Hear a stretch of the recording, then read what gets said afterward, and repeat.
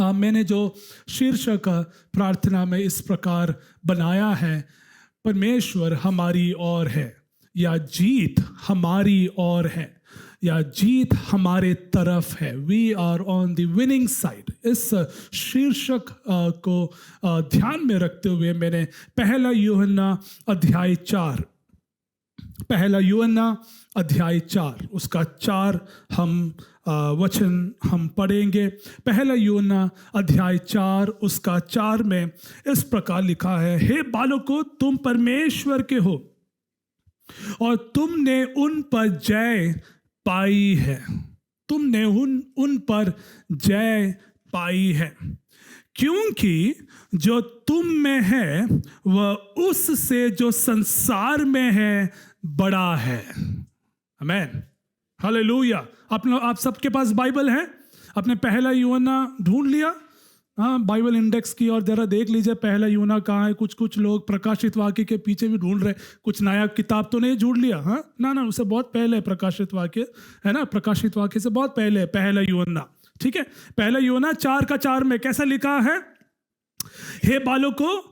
क्या हम एक साथ पढ़ सकते हैं? क्या हम एक साथ पढ़ सकते हैं? ठीक है, हम एक साथ पढ़ेंगे।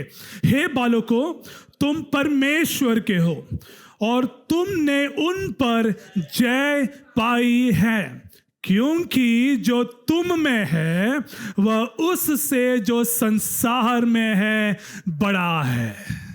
आमेन, आमेन, हालेलुया। आपकी इस आमीन से ही कई शैतान के गढ़ इसी समय हिल गया है। Hallelujah, praise God. क्योंकि इस संसार में जो है उससे एक बड़ा एक परमेश्वर है, और उस परमेश्वर का नाम आप लोग जानते हैं। उस परमेश्वर का नाम है यीशु मसीह। हालेलुया। और उस परमेश्वर की आराधना इस सुबह के समय हम जब कर रहे हैं तो बहुत ही प्रार्थना के साथ और बहुत ही उत्साह के साथ हम बैठे।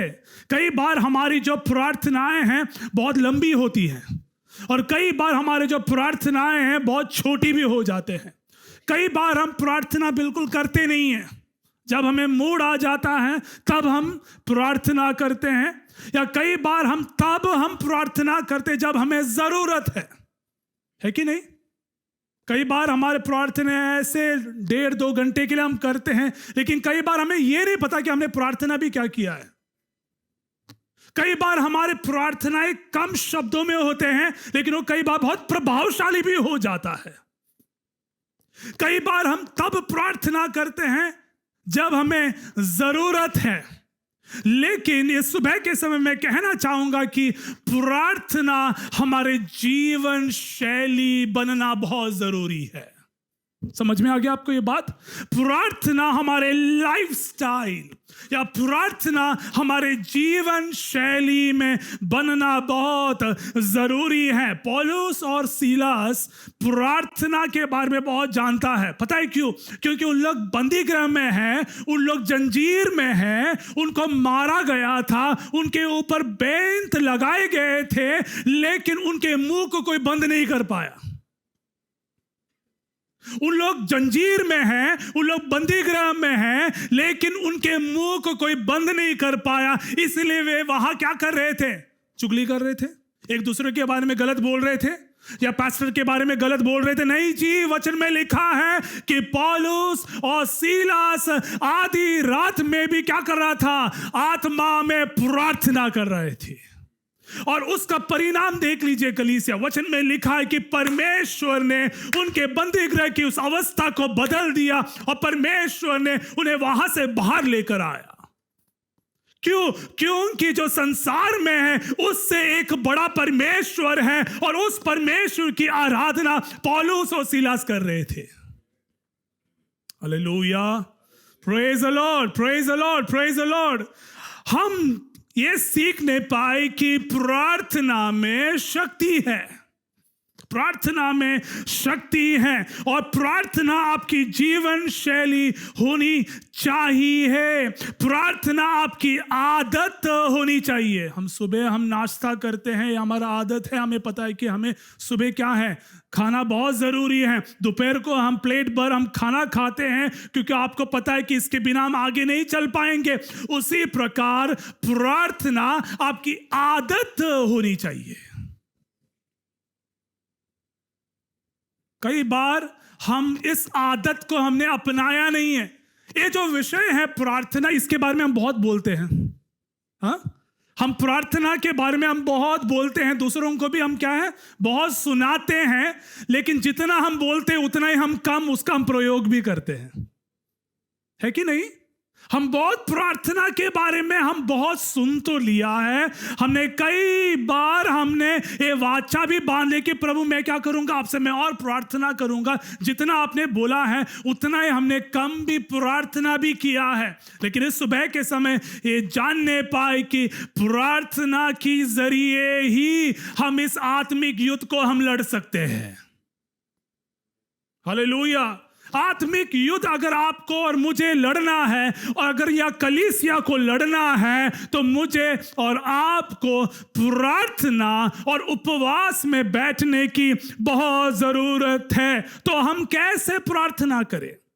दो बातों को मैं आपके सामने में रखना चाहूंगा। तो हमें कैसे प्रार्थना करनी चाहिए? सबसे पहली बात, दृढ़ता से प्रार्थना करें।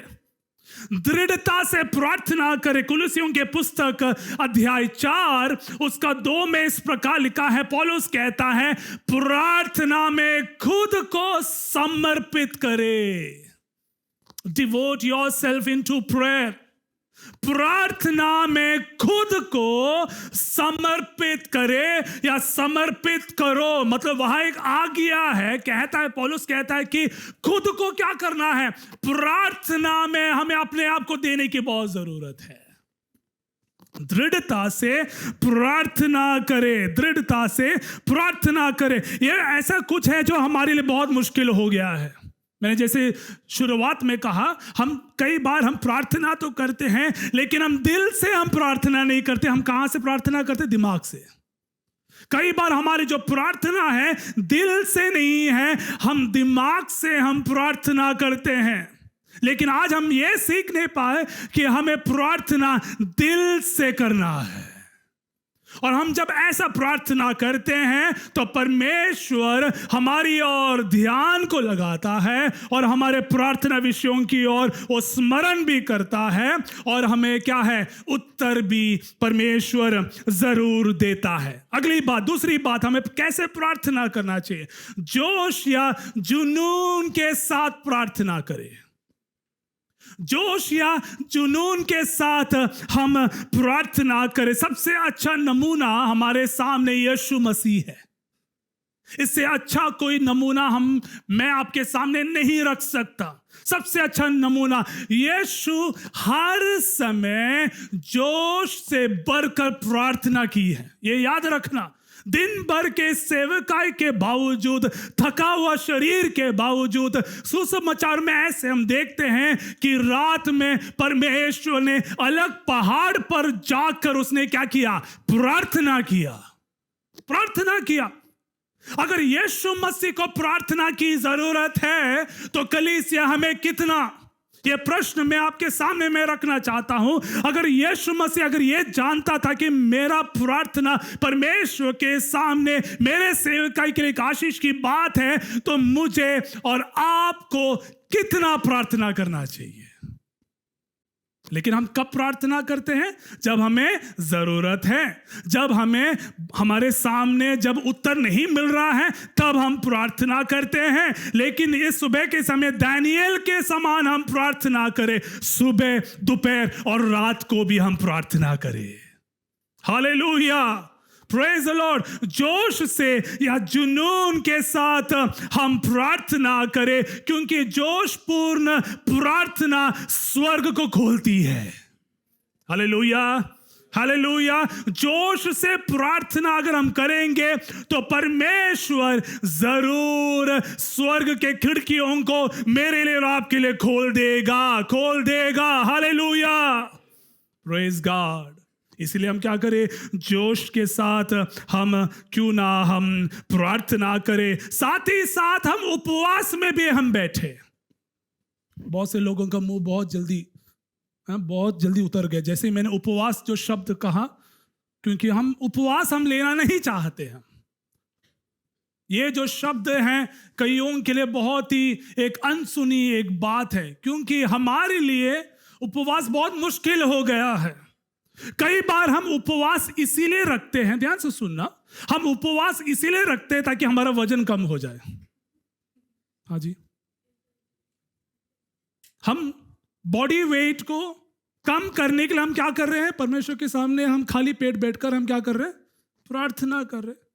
ऐसे कि हमने क्या किया, लिटरली हमने प्रभु की ओर दया दिखाई, प्रभु देखो मैं भी क्या कर रहा हूं, मैं उपवास में बैठा हूं। उपवास तब आपको करना है जब परमेश्वर आपके प्रार्थनाओं को नहीं सुन रहा है। उपवास अनिवार्य नहीं है या उपवास अनुष्ठान नहीं है, लेकिन उपवास आध्यात्मिक है। याद रखना ये चीज। हम उपवास इसीलिए नहीं रखते क्योंकि किसी ने हमारे ऊपर जबरदस्ती किया है। उपवास हम इसीलिए हम रखते हैं ताकि हम आत्मिक रीति से हम आगे बढ़े। उपवास अनिवार्य नहीं है या उपवास हम इसलिए नहीं रखते क्योंकि वो अनुष्ठित है, बल्कि हम उपवास इसीलिए हम रखते हैं क्योंकि वो फलदायी है। वो फलदायी है, ये याद रखना। उपवास हम इसीलिए नहीं रखते क्योंकि वो अनिवार्य है, हम इसीलिए हम उपवास रखते हैं क्योंकि उपवास विशेष है। आमेन, हालेलुया, प्रेज द लॉर्ड। उपवास हम इसलिए नहीं रखते क्योंकि वो लिखा गया है कि हमें लेना है, क्योंकि हम इसीलिए हम उपवास लेते हैं क्योंकि हम आभारी हैं। हम क्या है, आभारी हैं। परमेश्वर ने जो हमारे जीवन में किया है उन बातों को स्मरण करते हुए हम आभारी हैं। हम उपवास इसलिए नहीं रखते हैं क्योंकि वो करना ही है, किसी ने बताया है या बाइबल में लिखा है, इसीलिए नहीं है। हम उपवास इसीलिए करते हैं क्योंकि परमेश्वर हमारे जीवन में वफादार रहा है।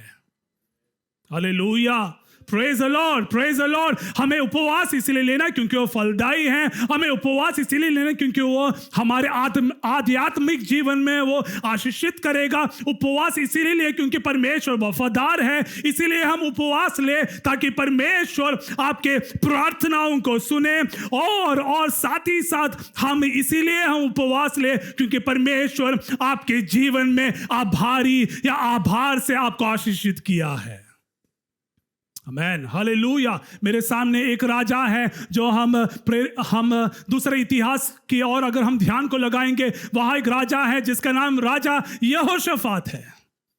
आपने कई बार इसके बारे में, इस राजा के बारे में सुना होगा। वचन में ऐसा लिखा है, जैसे उसे पता चला कि 3 राष्ट्र उसके राज्य के खिलाफ लड़ाई के लिए तैयारी कर रहा है, ये राजा ने कुछ नहीं सोचा। उसने अपने सेनापति को नहीं बुलाया, उसने लड़ाई के लिए, युद्ध के लिए तैयारी नहीं किया। वचन में ऐसा लिखा है, यहोशाफात परमेश्वर के भवन में गया और उपवास के साथ प्रार्थना करते हुए यहोवा की और देखा। Hallelujah, praise the Lord. कहने का अर्थ है ये है कि हम जब उपवास में हम जब बैठते हैं, हम जब प्रार्थना करेंगे परमेश्वर के भवन में, अगर आप हैं, जरूर परमेश्वर, यहोशाफात का परमेश्वर मेरा और आपका परमेश्वर है, वो जरूर तेरे लिए लड़ेगा क्योंकि युद्ध परमेश्वर का है। Hallelujah, praise the Lord. इसीलिए हम क्या करें, उपवास में बैठे और परमेश्वर की ओर हम देखने पाए। Hallelujah, praise the Lord. इफिसियों के पुस्तक अध्याय 6 उसका 10 से 12 में आपके सामने मैं पढ़ना चाहूंगा। बहुत ही एक इंपॉर्टेंट एक वर्स है, बहुत ही महत्वपूर्ण है। आध्यात्मिक युद्ध के विषय में हम देखेंगे। कई बार हमें ये लगता है कि हमारे जो मसीह जीवन है बहुत सरल है, लेकिन एक बात मैं कहना चाहूँगा, जिस दिन से आपने यीशु को आपके जीवन में स्वागत किया है, जिस दिन आपने प्रभु को ग्रहण किया है, उस दिन आपने शैतान के उस गढ़ के खिलाफ आपने युद्ध को छेड़ दिया है।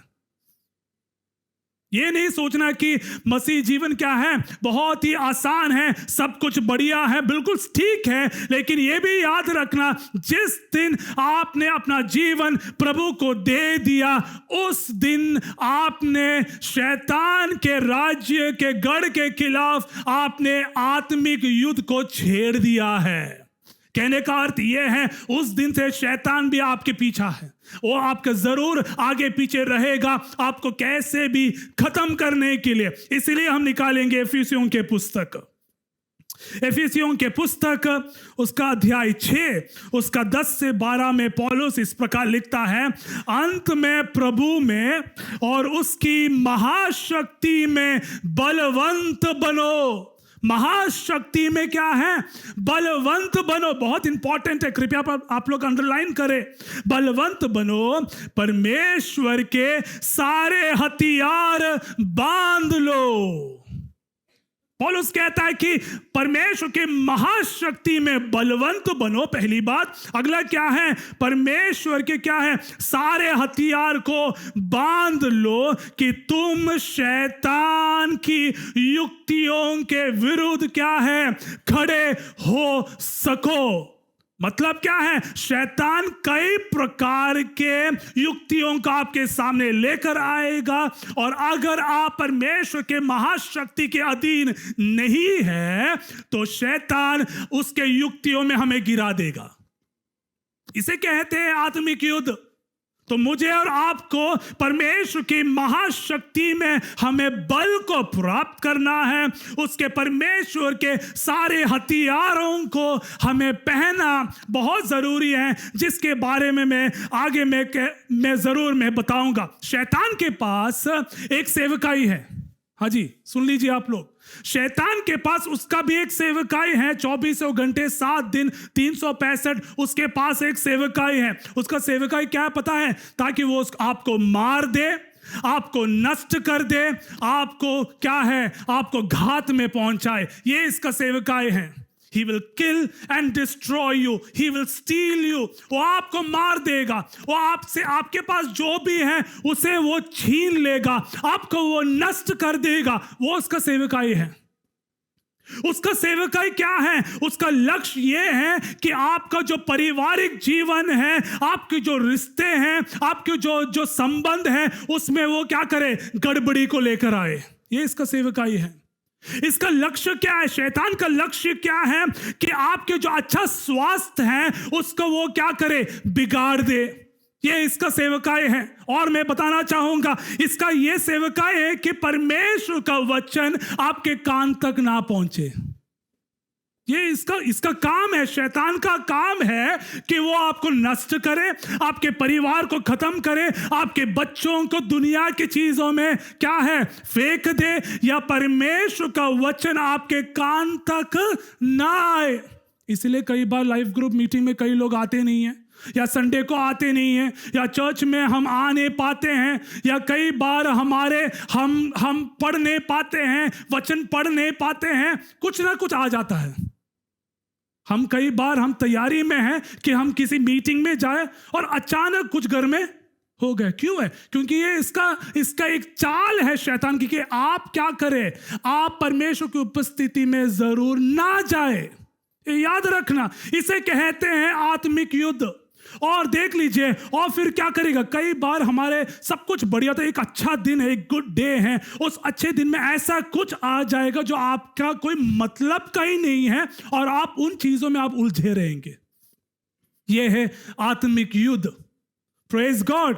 और कई बार आपके ध्यान को ऐसे चीजों में आकर्षित करेगा जिसमें आप अपना समय को आप देंगे। आप प्रार्थना नहीं कर सकते, आप वचन नहीं पढ़ सकते हैं, आप गीतों को नहीं सुन सकते हैं, आप एकांत में बैठकर परमेश्वर के ध्यान को नहीं लगा सकते। क्यों? परमेश्वर के सामने आप बैठेंगे तो शैतान को पता है कि कुछ ना कुछ हो जाएगा, इसीलिए शैतान पहले से ही आपके ध्यान को क्या कर देगा? भटका देगा। ये इसका सेवकाई है, ये इसका चाल है। उसका मिशन क्या है? उसका मिशन सेवकाई, शैतान का क्या सेवकाई है? शैतान का क्या क्या क्या मिशन है? कि वो आपके बीच में घृणा को पैदा करे, संघर्ष को पैदा करे, भ्रम को फैलाए और आपको क्या है? परमेश्वर से दूर करे। ये इसका लक्ष्य है, ये इसका लक्ष्य है। लेकिन एक बात मैं कहना चाहूंगा, हम इन सब चीजों के ऊपर हम विजय है। हालेलुया! हम इन सब चीजों के ऊपर हम विजय हैं, क्योंकि जैसे हमने पहला यूहन्ना 4:4 में पढ़ा, जो तुम में है वह उससे जो संसार में है बड़ा है। हालेलुया!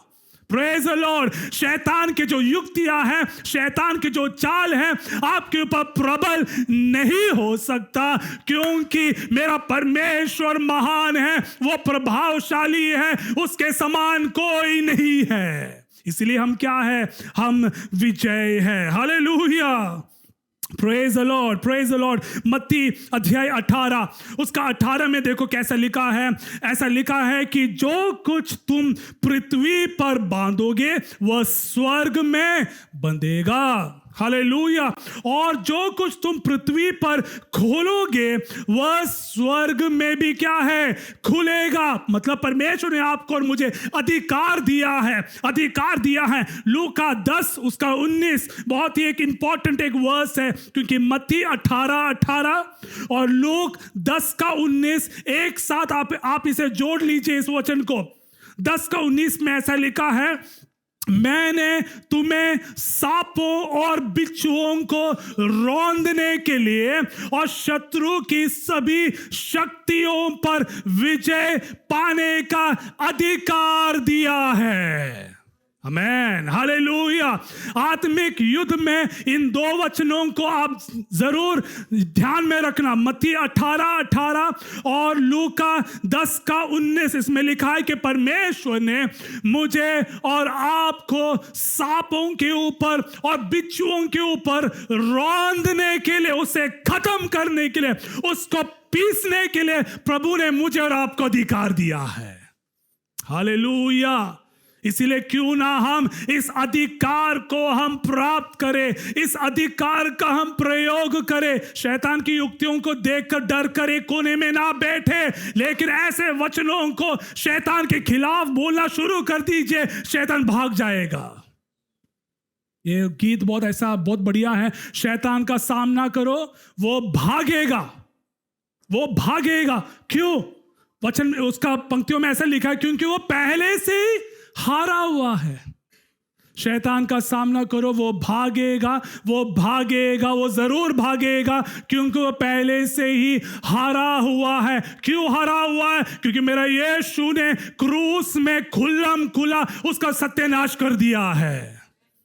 हालेलुया! इसीलिए वो भागेगा, तुझे देखकर नहीं भागेगा, वो इसीलिए भागेगा क्योंकि मेरे यीशु ने क्रूस में उसे खत्म कर दिया, उसे रौंद लिया है, उसको पीस कर दिया है, इसीलिए वो भागेगा। Hallelujah, hallelujah. इसलिए इस आत्मिक युद्ध में जरूर परमेश्वर के वचनों का हम प्रयोग हम करें। अब मैं 5 हरकतों को, शैतान के 5 हरकतों को मैं आपके सामने में जल्दी में लेकर आऊंगा। उसके बाद हम परमेश्वर के आध्यात्मिक जो वस्त्र हैं उसके बारे में मैं रखना चाहूंगा। लोगों के प्रति शैतान के 5 हरकतों को, सबसे पहला, वह अविश्वासियों के दिमाग को अंधा कर देता है। वह अविश्वासियों के दिमाग को अंधा कर देता है। 2 कुरिन्थियों के पुस्तक अध्याय 4:4 में वचन के आधार पर मैं प्रचार कर रहा हूं। ये जो पहला पॉइंट है, वह अविश्वासियों के दिमाग को अंधा कर देता है। 2 कुरिन्थी 4:4 देखो कैसे लिखा है, जिनके मामले में इस दुनिया के ईश्वर ने अविश्वासियों के दिमाग को अंधा कर दिया है, ताकि वे मसीह की महिमा के सुसमाचार का प्रकाश ना देखे। तो शैतान क्या कर रहा है, कई जो लोग हैं जो यीशु मसीह को नहीं जानते, उन्हें क्या कर दिया, दिमाग से उन्हें अंधा कर दिया है, ताकि परमेश्वर का प्रकाश उन तक ना पहुंचे, परमेश्वर का प्रकाश उन तक ना चमकाए। दूसरी बात, वह आपसे परमेश्वर का वचन को चुराएगा। बहुत वचन को आपने सुना है, जैसे आज अभी सुन रहे हैं, शायद से कल सुबह तक आप भूल जाएंगे, है ना। बहुत भूल जाते हैं हम लोग, वचन जल्दी भूल जाते हैं, बाकी सब नहीं भूलेंगे हम, जिसने क्या किया है वो सब हम नहीं भूलते हैं, लेकिन वचन हम क्या है, जल्दी भूल जाते हैं। पता है क्यों? क्योंकि निकाले मेरे साथ मत्ती अध्याय 13 उसका 19, मैथ्यू 13:19, मत्ती 13:19। जब कोई, मैं वचन पढ़ना चाहूंगा, जब कोई राज्य का वचन सुनता है और उसे नहीं समझता है, दुष्ट आकर उसके हृदय में जो बोया गया है उसे छीन लेता है। शैतान क्या करता है, उस वचन जो आप अभी जो सब बैठ के सुन रहे हैं, मुझे सब लोग मुझे देख रहे हैं, सब सुन रहे हैं, कल तक आप शायद से भूल जाएंगे। क्यों? क्योंकि शैतान क्या करता है, उन वचनों का आपसे क्या कर देगा, छीन लेता। ये इसका एक हरकत है। समझ में आ गया आपको मैं क्या बोलना चाह रहा हूं? कई बार हम भूल जाते हैं ना परमेश्वर का वचन या आशीष क्या है, ये इसीलिए क्योंकि मत्ती 13:19 में लिखा है, वो क्या करेगा, जो बोया गया था, जो वचन जो बोया गया तो उसे वो क्या कर देगा, छीन लेता है। तीसरी बात, वह आपको फंसाने के लिए जाल बिछाता है। आत्मिक युद्ध में याद रखना, शैतान जरूर जाल को बिछाएगा, मेरे और आपके खिलाफ, हमारे बच्चों के खिलाफ, हमारे पारिवारिक जीवन के खिलाफ वो जरूर जाल को बिछाएगा। वो जरूर, शैतान हमारे मन को अंधा कर देता है और हमें फंसाने की कोशिश में है। वो हर दिन ये कोशिश में है, तो हमें हर दिन छुटकारे की जरूरत भी है। आमीन। जब हर दिन शैतान हमारे खिलाफ युद्ध को लड़ रहा है, तो हम ऐसे हम बैठ नहीं सकते हैं। ध्यान से सुनना, आप ऐसे चर्च में 1-1.5 घंटे के लिए आप आएंगे, फिर अगले 6 दिन दुनिया के लिए आप अपना समय को ना दे।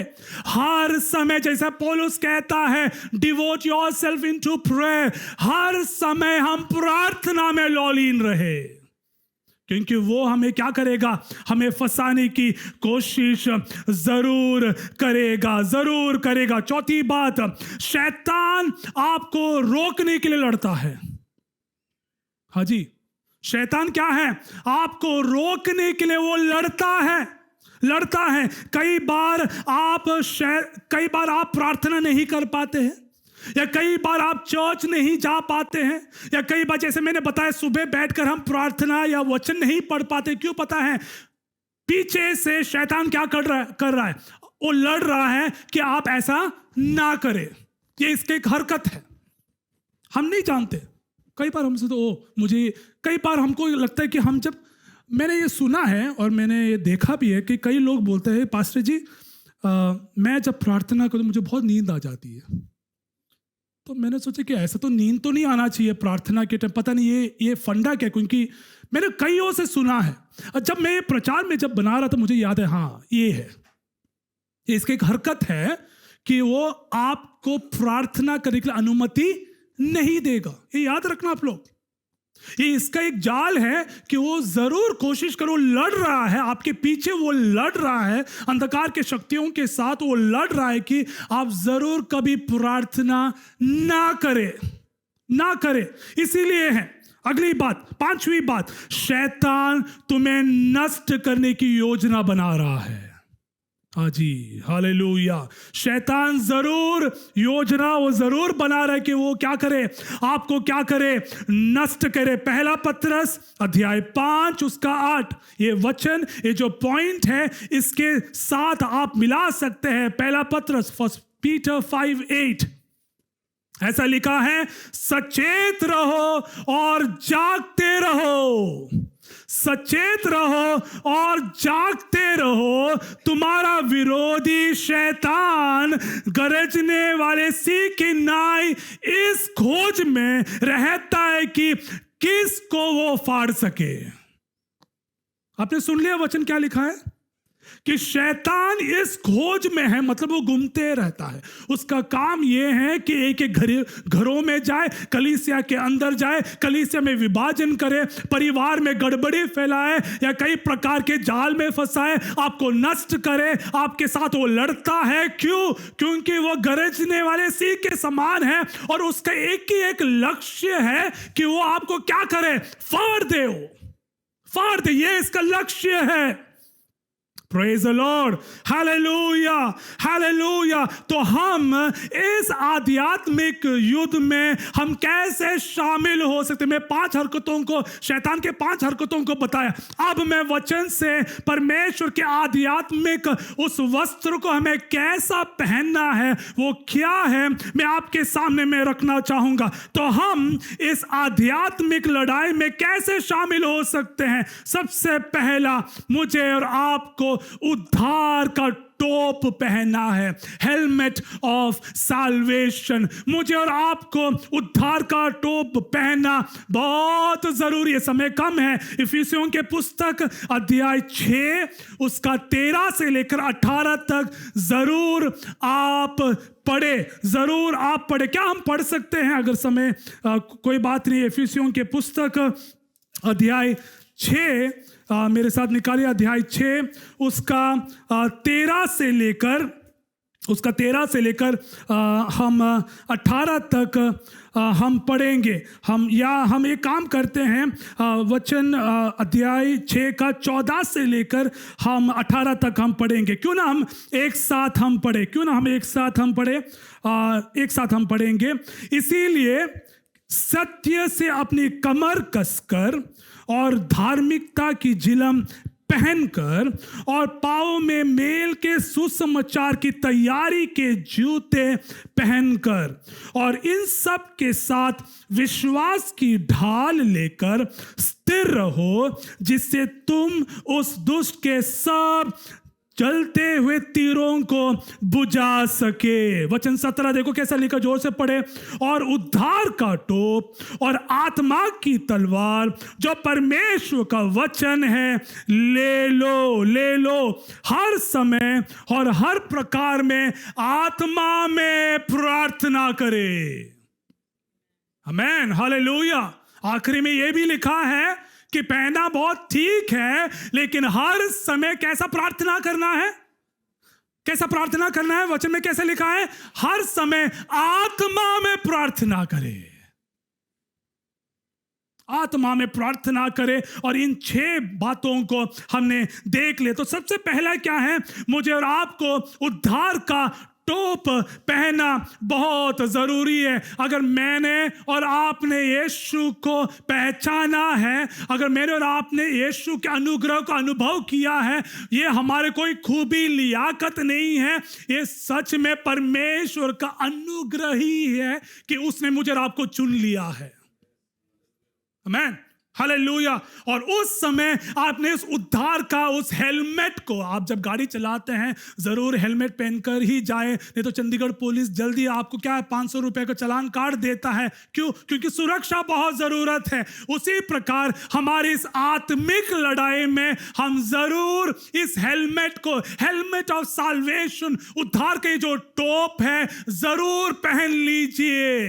उससे आप सुरक्षित है। आमीन, हालेलुया। अगली बात जो है, मुझे और आपको धार्मिकता की छाती के प्लेट को पहनना है, ब्रेस्ट प्लेट ऑफ राइचियसनेस। उसे मुझे और आपको पहनना, वो हमारी इस आगे की तरफ को प्रोटेक्शन देता है। धार्मिकता की वो जो झिलम है या धार्मिकता की जो प्लेट हम कहते हैं, उसे हमें पहनना बहुत जरूरी है। क्योंकि मुझे और आपको पवित्र रहना भी है। ये जो धार्मिकता के बारे में हम जब सीख रहे हैं, वचन में लिखा है कि पवित्र बन जाओ क्योंकि मैं पवित्र हूं। निर्गमन के पुस्तक में लिखा है कि पवित्र बन जाओ क्योंकि मैं पवित्र हूं। उस उड़ाव पुत्र के बारे में आप जानते हैं कहानी।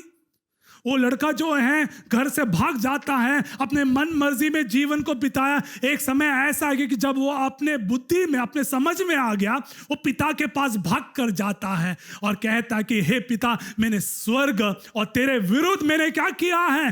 पाप किया है।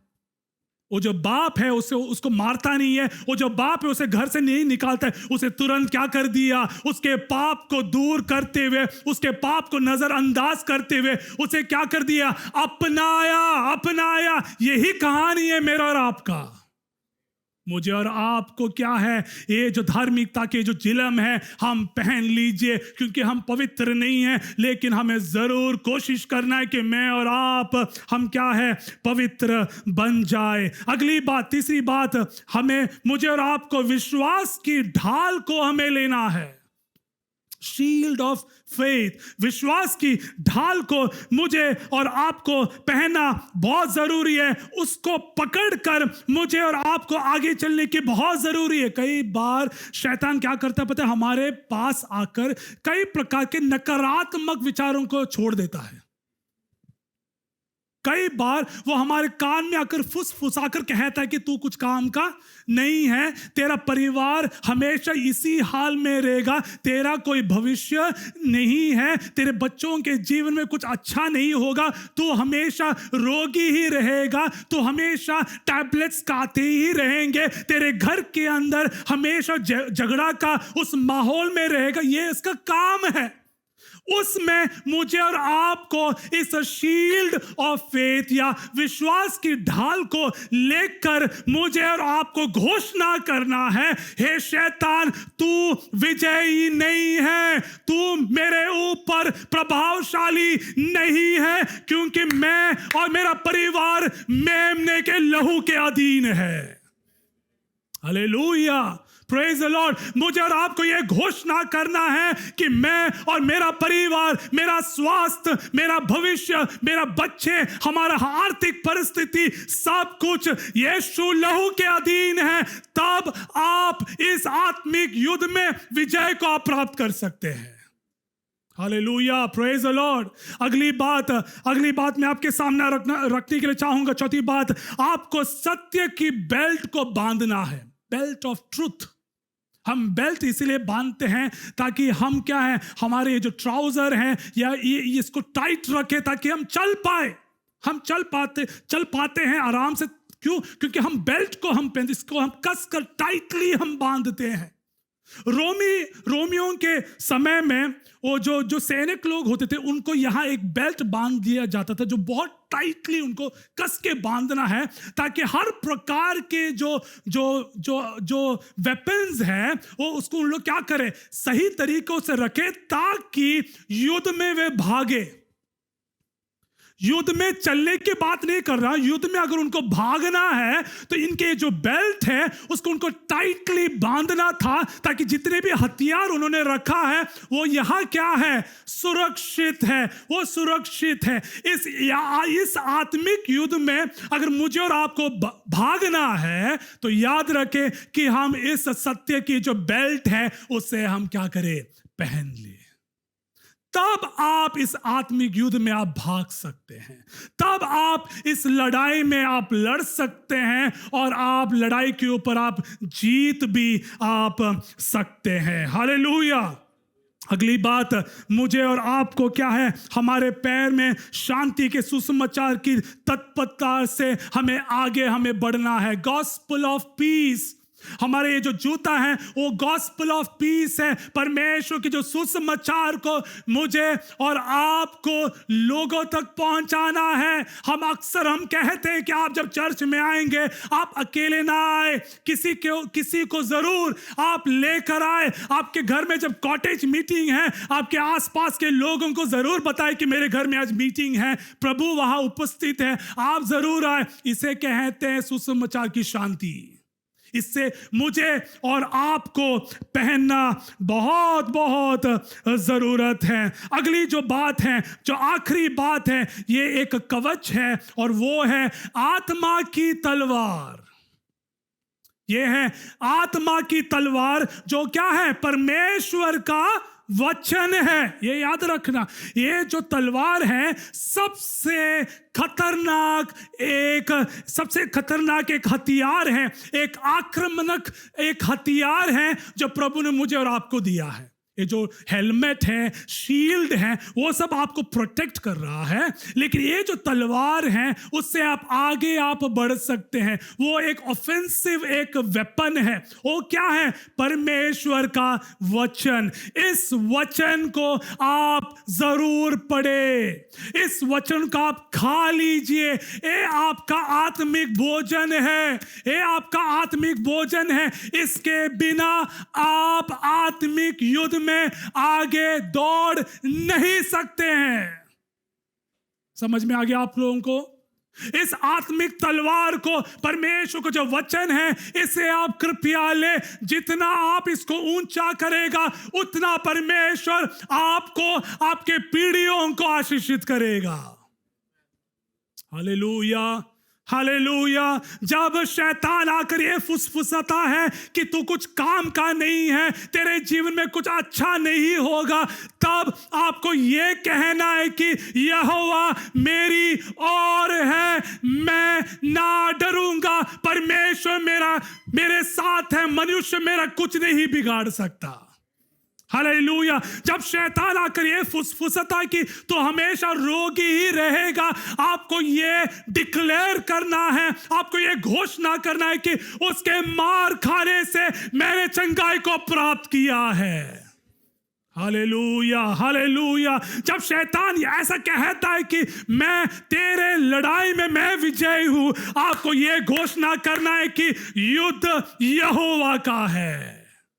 इसे कहते हैं परमेश्वर का वचन का इस्तेमाल करना। मैं चाहूंगा कि हम परमेश्वर के वचन का हम इस्तेमाल हम करें, क्योंकि परमेश्वर का वचन शक्तिशाली है। हालेलुया। परमेश्वर का वचन सामर्थी है। परमेश्वर का वचन आज भी जीवित है, और वचन संहिता में लिखा है कि उसका वचन अति वेग से दौड़ता है। दौड़ता है कि नहीं? परमेश्वर का वचन, हम जब यहां से कईयों के लिए जो मील में है, जो दूर है, उनके लिए हम जब प्रार्थना करते हैं, परमेश्वर का वचन वहां कार्य करता है कि नहीं? ये इसीलिए क्योंकि परमेश्वर का वचन सामर्थी है, वो प्रभावशाली है, शक्तिशाली है, महाशक्ति से भरा हुआ है। इस हथियार को हम प्रयोग में लेकर आए। हालेलुया। मैं मेरे शब्दों को मैं विराम में करना चाहूंगा। मैं ये कहना चाहूंगा कि हम एक सुपरनैचुरल एक वर्ल्ड में हम रहते हैं।